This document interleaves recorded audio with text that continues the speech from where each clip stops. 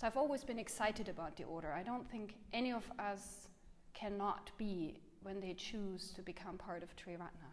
In some ways you have to find a connection because that's so much what we are about.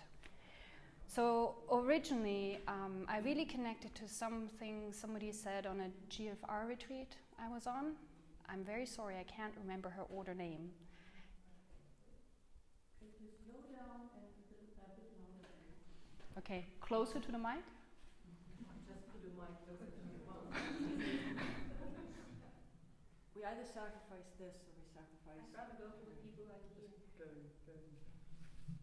Oh, that's the thing. Yeah. It's in the vision. It's fine. Okay.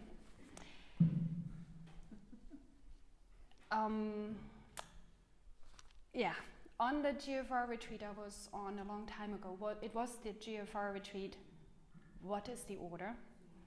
There was, who used to be Marta, Moksha something. Does somebody know her name? Mexico. Yeah? Yeah, from Mexico, I know that one. Akasha Vajri, thank you, it was Akasha Vajri, yes. So Akasha Vajri, we all shared in the group what, you know, how we relate to our vision of the order, and she said, I'm thinking of it as this Dharma guerrilla. Yeah, because, you know, she connected from her Mexican culture with guerrilla. And I really resonated with that. The idea we're all Dharma warriors and we're working in the underneath and really trying to make the world a dharmic place as guerrilla fighters. I could really resonate with that. And I really resonated with that. Well, we were doing it together, so there is a community, the joined forces, and it was very active, energetic. So I was truly hooked with the developmental model, and I loved it. And then so I have, because I've written this talk, not really, but thought about it in the last few days. I haven't really got any of my reference checked. So I can't remember. In the time when I was coming closer to ordination, there was this, the two model thing coming up, the Taraki and Jiriki, thank you. And it took a while longer until emergence came about.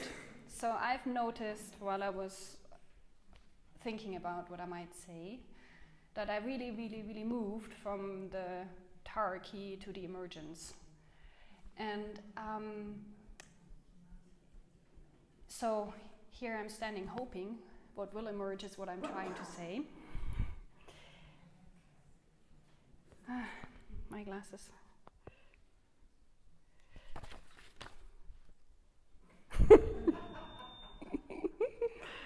Yeah. I said I was struggling with the conditions. So I give up on the notes. So this whole thing about emergence, that's the label I gave to what is important to me. The people that know me know that for the last 13, 14 years I've been very much also involving myself in NBC. I'm an NBC trainer, and communication before that always was my subject. And the Order Weekend theme in January that I led was the path from ignorance to insight through the path of communication. And everybody expected me to do NBC, which I didn't. Wow, they kind of go together. But what I really wanted to do is be together in the order, meeting each other without any of our safety protections we run around normally. Our strategies with which we're trying to avoid any experience of dukkha. So this is something I discovered for myself quite a few years ago, that my practice is really learning to notice when I'm trying to avoid dukkha, you know, from the smallest to the biggest. And that's how I embarked on an NVC course that was called Living Compassion, and where I really felt like my dharmic practice and my NVC practice came together. And for me, it really is path to insight, by taking away all the conditioning, all the ego defenses that we built. And the magic thing is, I was on this course, and there were all these people, and they were always talking about what they experience here and how wonderful it is, and how they want to, keep that going, create a community in which it could happen. And I thought, but I have it. I have it. I really experienced that potentially in the order. I'm not saying it's always there. I'm not saying it's 100%, but it's potentially there, and I experience it anytime I make it happen. It's about me. So the last couple of days I've been so involved in my resistance to giving this talk, my struggle with what they wanted me to say, that I've also been unable to really connect as much as I would have liked with you around. And I started to get more and more in entangle. How can I celebrate the order if I'm not in it? And then I remembered something that has been very precious to me from this course I've been on, and that is that the trainer who's focusing more on his spiritual path than just NBC said there's 3 states from which we can be in the world. So we're either coming from our protected place, well, ego in full flow, or we're coming from the heart, full-flown passion, love mode, no obstacles. And, well, there is an in-between place, and that's our vulnerable place. That's when we notice that we are stuck in all our defenses, and that's when we're trying to take them down. Can you repeat that? I'm trying, yes. There is a place in between the defended place and the place of flow, and that's the place of vulnerability. And that's when all the defenses come down, but you're not in full flow yet because you're in transition. And I've been reading a book on gratitude, also written from an NBC trainer, but she's also done a lot of Buddhist practice.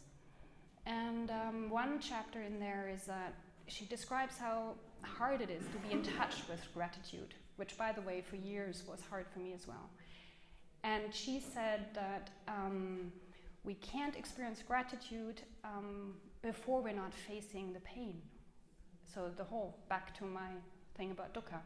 So unless we're really letting the experience of dukkha into our experience and really feel it, there is not going to be the gratitude, because it's through the pain that we're coming into the fullness out of which gratitude just naturally arises.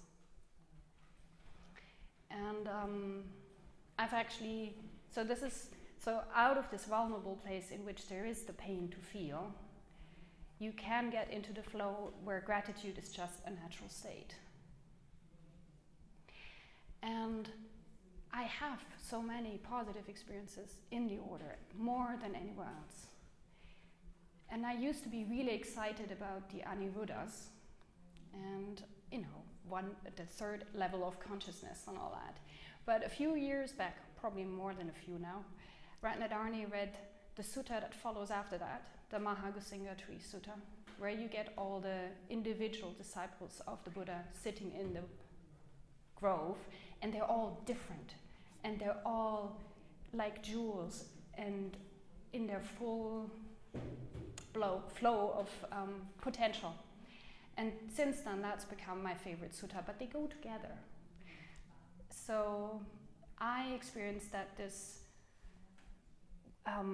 one mind and this flow can be really exciting, but I also really love when I have the sense of every single one of us shine.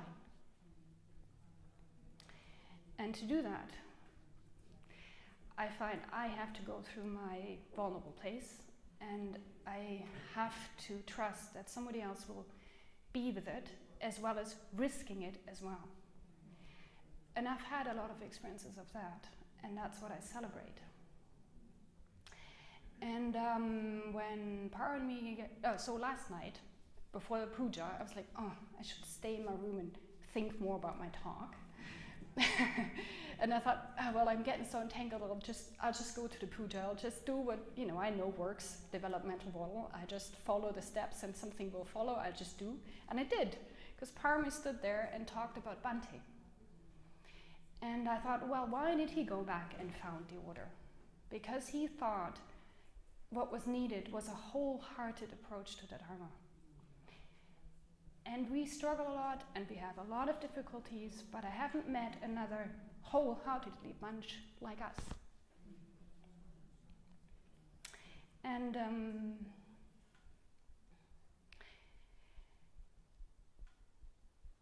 there is a lot I find painful, and my tendency is to ignore it. As I've said, it's about facing dukkha for me. So I tend to not read Shabda and to focus on the good stuff. And when Parmi said what she said about, you know, put your giraffe ears on, I thought, yes, I could do that.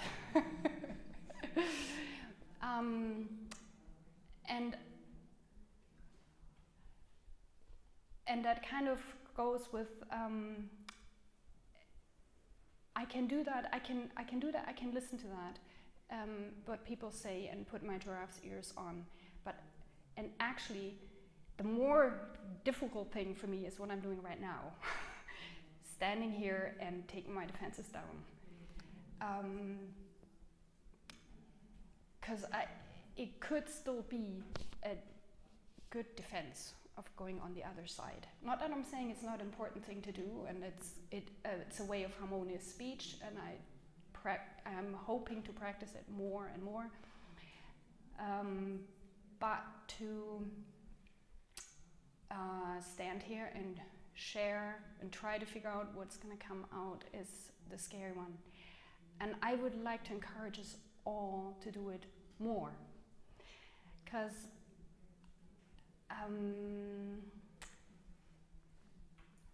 I know it's there in all of us, the potential. Whenever I hear somebody talk and there is their vision behind, I resonate and I feel they want the same as me. And at the same time, there's so many times when I can feel that, but what I hear is just jargon words. And I would need more time to translate the words to the actual experience that's behind that. And so somehow I decided this talk could be just a invitation to all of us to meet beyond those words, but to actually meet and not just do that all on our cushions or with our close friends, but to be here with all of you, with whom I actually feel more connected than in the wider convention in England or somewhere, because I can't explain it. It's a mythical thing. There's something that I feel we have more in common. And to actually truly meet from the heart and connect in the deepest way and meet Bhante's vision of this wholehearted new living community of Buddhists. That's it.